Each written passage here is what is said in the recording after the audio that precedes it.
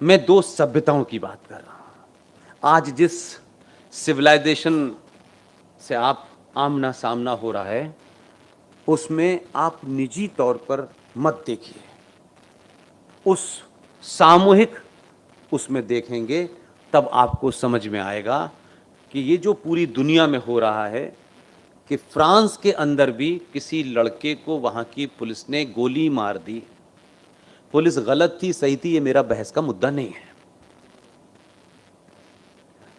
तो मैं ये पूछना चाह रहा हूं भाई, तुमने अपना गुस्सा वहां आग लगा के निकाला, लेकिन तुम ये बताओ कि तुमने 400 साल पुरानी लाइब्रेरी क्यों चलाई? अगर जो बच्चे आपसे कहते हैं कि भाई आप तो हिंदू मुस्लिम करते हैं, तो उनसे कहिए कि दुनिया में जब विश्वविद्यालय नाम का कंसेप्ट नहीं था, शब्द नहीं था कि ये यूनिवर्सिटी क्या होती है, विश्वविद्यालय क्या होता है, तब हमारे पूर्वजों ने नालंदा बनाई थी। और आपके आदमी की मैं हजारों चीजों से हो सकता है एक राय न हो, लेकिन आपके आदमी को मार्केटिंग इतनी जबरदस्त आती है कि करोड़ों रुपए देकर के भी मार्केटिंग नहीं हो सकती। ये गुजरातियों का कमाल है। और देखिए कैसी, मैं कहता हूं कि मैं उस प्रोफेशन में रहने के बाद मेरी दृष्टि दूसरे तरीके की है। उसने कुछ नहीं ऐसा किया। दुनिया के ताकतवर 20 देश भारत में थे, उसने 2 काम ऐसे किए बिना कहे। ऐसा नहीं था कि उसके पास कुछ और पोस्टर नहीं थे। उसने वहां राष्ट्रपति को खड़ा किया और पीछे नालंदा की तस्वीर लगाई। और आप ध्यान दें और दोबारा जाके देख लें कि जब राष्ट्रपति के साथ में वो खड़े थे और विदेशी मेहमान आते थे और जब वो राष्ट्रपति से वो मिलवाते थे, तो जब वो मिलवाते थे तो फौरन कंधे पे हाथ रख के बताता कि देखो ये जिहादियों ने जलाई थी। नालंदा ने आपकी हजारों साल पुरानी उस सभ्यता को कितनी आसानी से दुनिया को दिखा दिया, आपको पता चल गया। वो जो चक्र लगा हुआ था, ये है सनातन। कैसे आप अपनी उस सभ्यता को बताएं लोगों को, कैसे आप उससे जोड़ें कि हम कौन थे, कहां चले थे और कहां आ गए। लिहाजा भगवान राम के दशरथ जी के 4 पुत्र थे, चारों का आपको नाम पता है। एक और राजा हुआ, उसके भी 4 पुत्र थे, उसका नाम था शाहजहां। उसके भी 4 पुत्र थे। पहले का नाम था शुजा, दूसरे का नाम था औरंगजेब, तीसरे का नाम था मुराद बख्श, चौथे का नाम था दारा शिकोह। 4 थे। हम कहां से ड्राइव लेते हैं और कहां से इंस्पिरेशन लेते हैं, यह आज भी न भगवान राम है, न भरत है, न कोई नहीं है। उनमें से कोई हमको चेक करने नहीं आ रहा कि पुष्पेन जी ने राम का नाम कितनी बार लिया है तो इनको 10 रुपए दे दो ना। यह हमारे मूल में है कि दशरथ के 4 पुत्र थे। सत्ता जब जानी थी, हस्तांतरण होना था, तो राम ने 5 मिनट नहीं लगाए कि सत्ता हस्तांतरण करके चले गए। और उस शाहजहां के जो 4 पुत्र थे, जब सत्ता की बात आई तो उसने सगे भाई की गर्दन काट करके पिताजी को दे दी कि इसको सत्ता नहीं दूंगा। यही 2 सभ्यताओं का फर्क है। इसलिए अपने होने पे गर्व करिए। बहुत बहुत धन्यवाद। Thank you very much. मेरा सवाल ये है कि पुष्पेंद्र जी, आप बहुत बढ़िया काम कर रहे हैं। अभी सब हिंदुओं को जगाने का काम कर रहे हैं। तो वैसे कथा भी बहुत ही होती है, कोई राम पैदा नहीं हुआ आज तक। मगर मैं आपसे एक विनती करता हूं कि आप कोई एक्शन प्लान रखो कि हम जैसे आदमी आपके साथ जुड़े और जितना हो सके हम हिंदुत्व के लिए काम कर सके। तो ऐसा कुछ आप एक्शन प्लान रखते हो क्या, तो हम उसमें जुड़ सके? देखिए,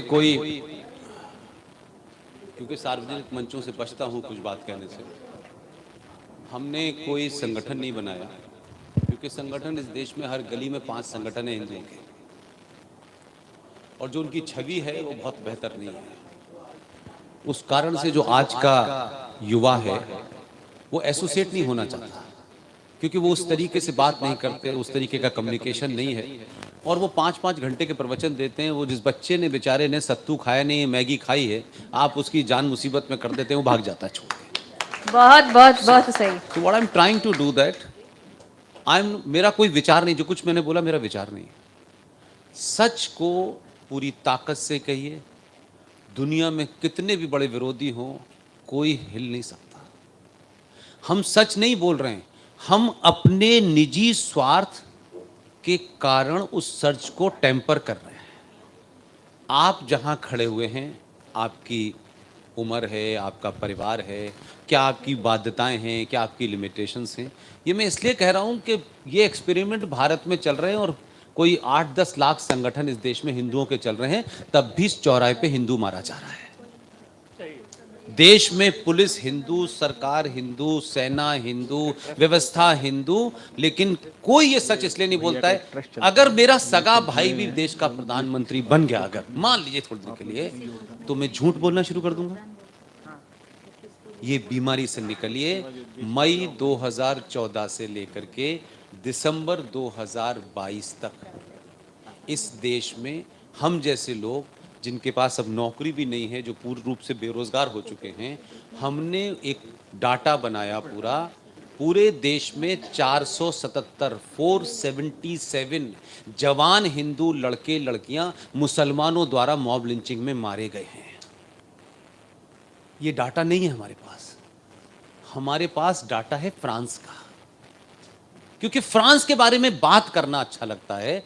जब ये घटना हुई थी तब भी मैंने कहा था कि मूर्खों, विकास, अच्छी सड़क, गाड़ी चलने की गारंटी है, सभ्यता चलने की गारंटी नहीं है।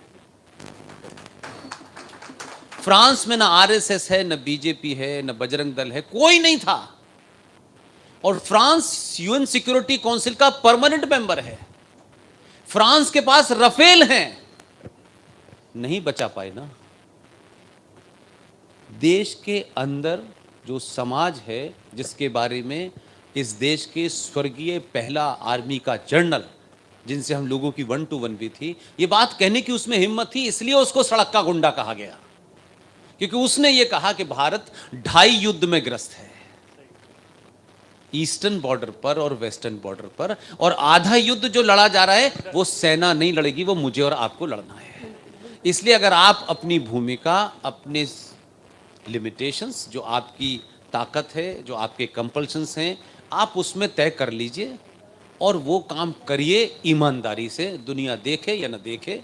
हम जब आए थे तो 2 लोग नहीं सुनते थे, हम जाते तो पैसे नहीं थे हमारे पास, कोई टिकट दे के बुला लेता तो कहते थे यार जाना है, हर हालत में जाना है, मिस नहीं करना था, नहीं आने का मन था तब भी जाते थे। आज जब इतने लोग सुनने लगे हैं तो लगता है कि बात आप कहते रहिए, आप सच बोलेंगे तो ज़रूर लोग सुनेंगे। इसलिए किसी पद की दौड़ में नहीं है, किसी नेता से नहीं मिलना, कोई पद हमको नहीं चाहिए, कोई टिकट हमको नहीं चाहिए।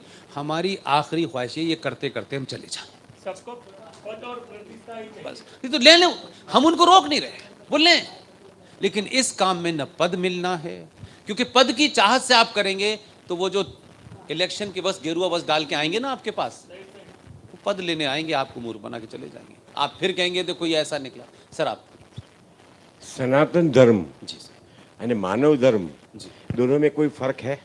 मैंने कहा कि सनातन तो अपने आप में कंप्लीट है, उसके बाद कुछ है ही नहीं। सनातन में मानव है, सनातन में सब कुछ है। भाई मुसलमान सुबह उठकर गर्मी कहां से लेता है? सूरत से। मक्का से। कहां से लेता है मुझे बताइए? ऑक्सीजन कहां से लेता है? पेड़ से। कहां से लेता है ना? पेड़ मोहम्मद साहब लाए थे। फैक्ट पे बात करिए ना।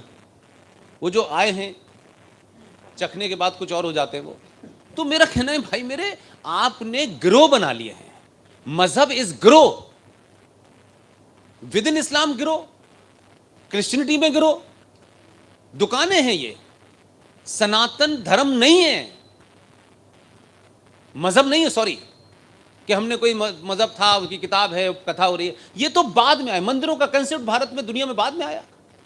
इत्तेफाक से आपके गुजरात के गायकवाड़ परिवार जो है आपका बड़ौदा में, उनके यहां राजा रवि वर्मा को रखा। ये जो आप मंदिरों में मूर्ति देखते हैं ये राजा रवि वर्मा की बनाई हुई है। तो भगवान उससे मिले थे कि राजा रवि वर्मा? उन्होंने की इमेजिनेशन है, हम वही पूछ रहे हैं। और रामायण सीरियल के बाद बेचारा अरुण गोविल राम हो गया है। 20 साल बाद लोग अरुण गोविल को याद रखेंगे, असली वाले को नहीं ध्यान रखेंगे। मेरा सिर्फ यही कहना है कि चीजें चलती रहेंगी, आप सच बोलिए।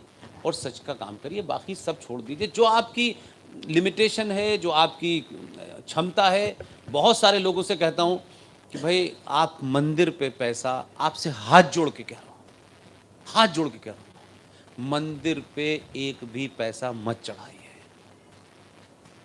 और मैं तथ्यों पे कह रहा हूं, इसलिए मैं ना जीवन में, मैं जहां पैदा हुआ हूं, मेरी पैदाइश, मेरी बहन की, मेरे भाई की, सबकी पैदाइश अलीगढ़ मुस्लिम विश्वविद्यालय के अंदर हुई है। इसलिए कुरान सुन के नहीं आया हूं, मौलवी की डंडी से खा के पढ़ के आया हूं। इसलिए बता देता हूं आपको, आप जिस फिलॉसफी से आपका आमना सामना हो रहा है, आप कहते हैं अब्दुल अच्छा है, शमीम भाई बुरे हैं, एहसान भाई खराब है ना। किताब की जो फिलॉसफी है उसे जाने बगैर आप नहीं काउंटर कर सकते, क्योंकि उस फिलॉसफी में जो कहा गया है, आपके यहाँ क्या है, अरे भाई हमसे चींटी की हत्या भी हो जाती है तो हम मन में गिल्ट में आ जाते हैं, आते हैं ना। अगर आपके मंत्रों द्वारा मैं आपका गिल्ट समाप्त कर दूं तो आप तो चलते आदमी को मारोगे। मैं आप हमारे पर घर में चींटी मारने पे तो कोई एफआईआर नहीं होती ना, लेकिन हम सेल्फ कॉन्शियस हैं इस गिल्ट के कारण कि नहीं यार ये पाप है। लेकिन फिलॉसफी क्या कहती है? कुरान मजीद की आयत सूरा नंबर 9 आयत नंबर 5 ये फरमाती है कि जो तुम्हारे अल्लाह और रसूल पे यकीन न लाए उसका कत्ल वाजिब है। अब उनका कत्ल करने का जो गिल्ट है वही खत्म कर दिया। कत्ल करने का मतलब है कि अल्लाह की राह में, तो भाई साहब वो कत्ल कर रहा है। तो आप समझो मेरी बात को, आप जिससे काउंटर कर रहे हो उससे आप अपनी फिलॉसफी से, वो क्या करें, नहीं नहीं नहीं यार ये भी हमारी तरह है। ये झूठ हिंदुओं ने और हिंदुओं के नेताओं ने और ये पाखंडी पूजावादियों ने निकाला, सारे धर्म बराबर हैं, पूरी सृष्टि में एक ही है। जो धर्म और मजहब की तुलना करता है वो कीचड़ की नाली की तुलना समुद्र से कर रहा है। इसलिए फैक्ट को रखिए अपने पास। और मैं खुद कह रहा हूं, दुनिया की कोई ताकत मुझे नहीं मार सकती है। जब मुझे जाना होगा तो कोई मुझे रोक नहीं सकता। इसलिए जब तक जिंदा हो, जिंदा होने का सबूत दो। मरने के लिए मर मर के जी रहे हैं तो मर मर के क्यों जी रहे हो? मर जाओ। क्यों जी रहे हो? यहां से भागे वहां, वहां से भागे वहां, वहां से भागे वहां, आज ये धर्म बदल लिया, आज वो दुकान बदल ली। किस लिए भाई? कीड़े मकोड़े हो क्या?